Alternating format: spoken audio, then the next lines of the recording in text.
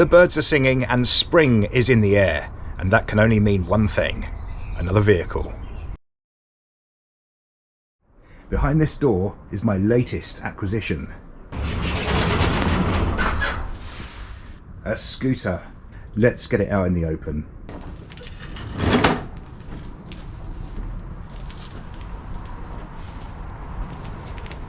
This is my Peugeot Elyseo 100. The mileage isn't bad for a 25-year-old bike, just 16,000. I wanted a cheap bike for the summer. I'm very much a fair weather rider, as I have mentioned before, and I will only ride a bike if the weather is perfect. No rain, not too much sun, because I hate getting too hot, but just the perfect day. I'll ride this out in the countryside and have some good times. The same guy owned this bike for 20 years, and it's been off the road for the last 6. So there is some recommissioning to be done, but nothing too heavy so far. The Elyseo was a big scooter, based on the Speedfight, which was a lot smaller. Mechanically, they're virtually the same. As you can see, the handlebars are actually quite high, and this has its benefits for tall creatures like me. Because when I sit on this, I can still turn like that. Whereas with the Speedfight, it's actually right here, and I had to lower my leg down just to turn.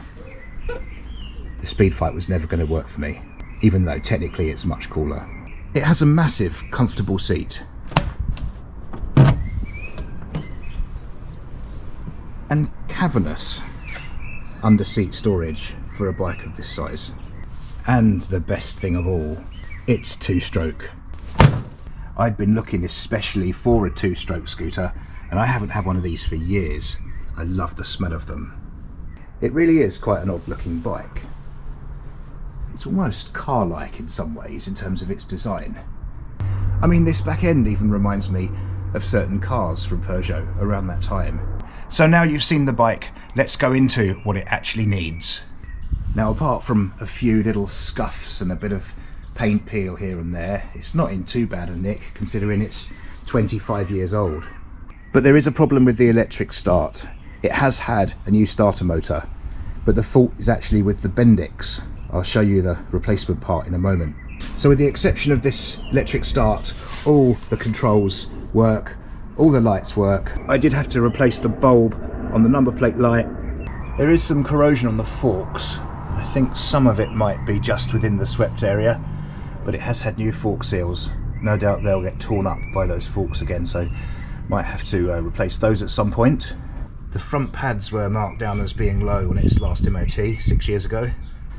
I want to carry out a full service on this, so I'll be changing the spark plug and the filters. There's a little cap missing from this back wheel. I want to change the final drive belt and also the rollers in the variator, and of course that starter bendix which lives in there. Fortunately, it does have the kickstart, so we can still start it manually. These kickstarts on these are prone to problems, but once I've got the electric start working, I won't be using that again, hopefully. Let's start it up. One thing that doesn't light up is the oil warning light. That should come on with the ignition or when you start the bike initially. That isn't happening, so I just need a 286 bulb in there. I'll probably change all the bulbs in here. I've ordered a whole bunch of them.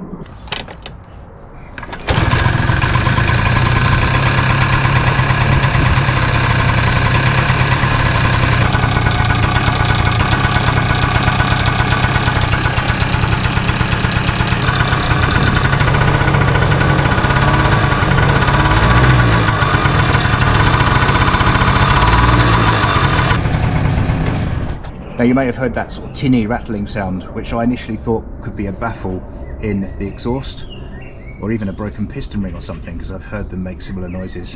But having done some research, it seems that when these starter bendixes fail, that's exactly the noise they make. There had been an L plate on here, which I clearly don't need as I've got a full license. It must have been on there a long time because it was really difficult to remove the sticky residue without damaging this perspex. It also has this really weird snake lock thing, which is very much of the time. And I'm not entirely sure how that really works, to be honest. I mean, how does that hook to anything? I seem to remember these being a bit problematic back in the day. I think I'll just push that back in and not use it again. Who's going to steal this old thing anyway?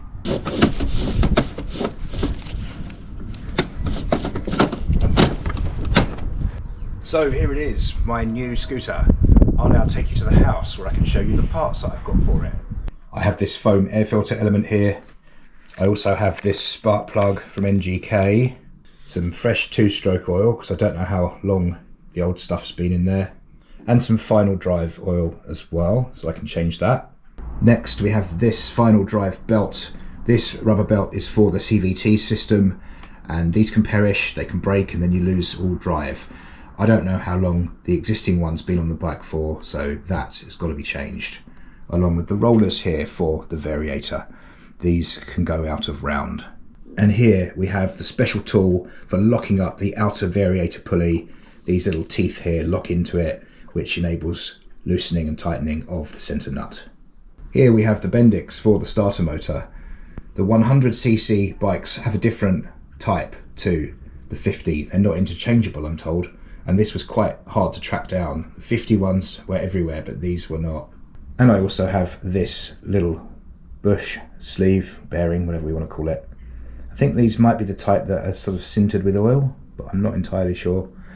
And this goes into the housing that this pushes into, and it fits perfectly.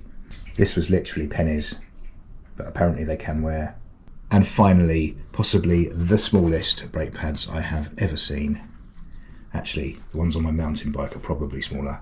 But they are worn low on the bike, so I want to change these before the MOT. So a fine array of parts here. I am just waiting for 2 other things. There is a little inline filter for the 2-stroke oil, and that's coming from the Netherlands. And there's also this rear wheel centre cap that's currently missing from the bike. I managed to find this on eBay. It was a rare find. I've also got this workshop manual that the previous owner ran out and gave me right at the last minute as we were loading the bike onto the van. This is great and I'm very happy with it. Lots of information in here that I wouldn't have otherwise known.